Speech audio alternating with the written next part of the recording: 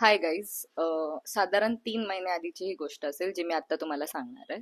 So मी घरी जात होते, ट्रेनमध्ये होते आणि माझा फोन डेड व्हायच्या याच्या मार्गावर होता.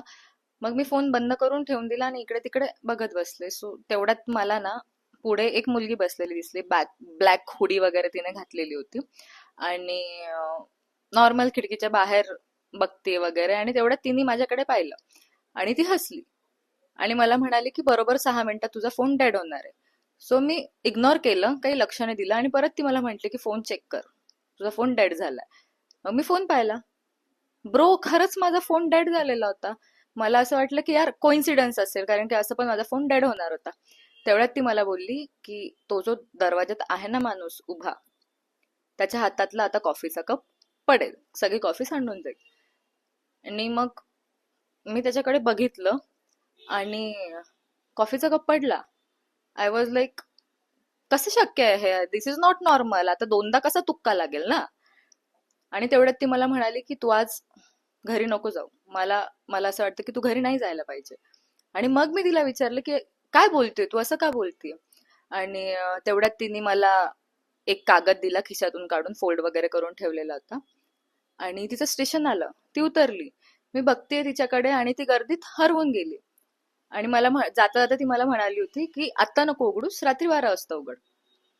मग मी तो फेकूनच देणार होते, पण मला असं झालं की आता मला बघायचं याच्यात काय लिहिलंय. मग मी बरोबर रात्री वगैरे तो उघडला कागद.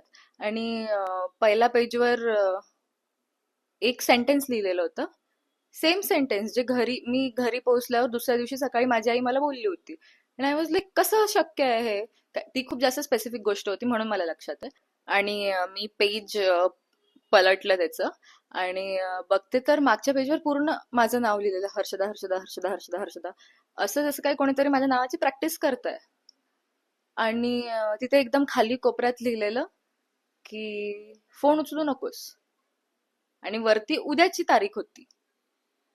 आणि मला असं झालं की फोन उचलू नकोस, आणि तेवढ्यात मला एक फोन आला. आणि तो, म्हणजे जे मी पाहिलं त्याच्यावर तर मला अजून पण विश्वास नाहीये, पण मला माझ्याच नंबरवरून फोन येत होता. आणि ते सारखं सारखं डोक्यात फिरत होतं माझ्या. तिने जे कागदावर लिहून दिलेलं होतं की तू फोन उचलू नकोस, आणि मला तो फोन येतोय. तर मला कळत नव्हतं मी काय करू काय नाही. आता ह्याच्या पुढची स्टोरी मी तुम्हाला पुढच्या पार्टमध्ये सांगते. Follow for next part guys. Bye bye.